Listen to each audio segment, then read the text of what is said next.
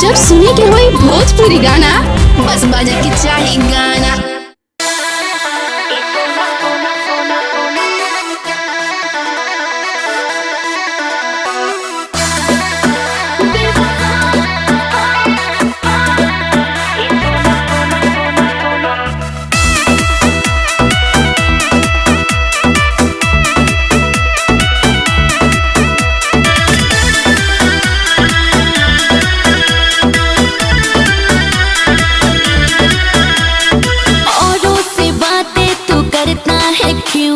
फिर मेरे पीछे यूं पड़ता है क्यों?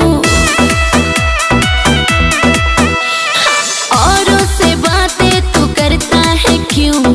फिर मेरे पीछे यूं पड़ता है क्यों? वादा करके यूं दिल मेरा तोड़ोगे क्या? और तोड़ोगे क्या? और तोड़ोगे क्या? सचमुच बताओ ए सोना, मुझे पैसों की खातिर छोड़ोगे क्या? सचमुच बताओ ए सोना, मुझे पैसों की खातिर अरे छोड़ दोगे क्या? पैसों की खातिर अरे छोड़ दोगे क्या?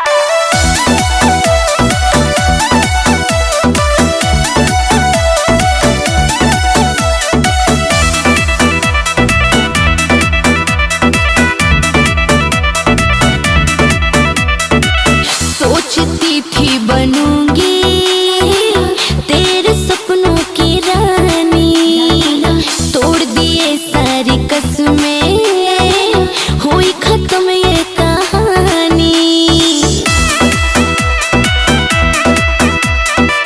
सोचती थी बनूंगी तेरे सपनों की रानी, तोड़ दिए सारी कसमें, हुई खत्म ये कहानी। मेरा गैरों से रिश्ता जोड़ोगे क्या? और जोड़ोगे क्या? और जोड़ोगे क्या? सचमुच बताओ ए सोना, मुझे पैसों की खातिर छोड़ोगे क्या? सचमुच बताओ ए सोना, मुझे पैसों की खातिर छोड़ोगे क्या?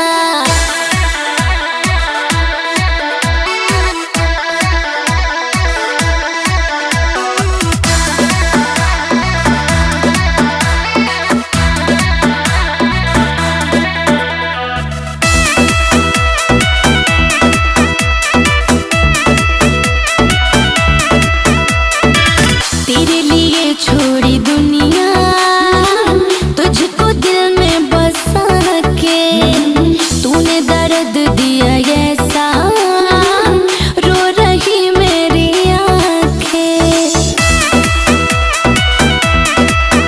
हाँ, तेरे लिए छोड़ी दुनिया, तुझको दिल में बसा के, तूने दर्द दिया ऐसा,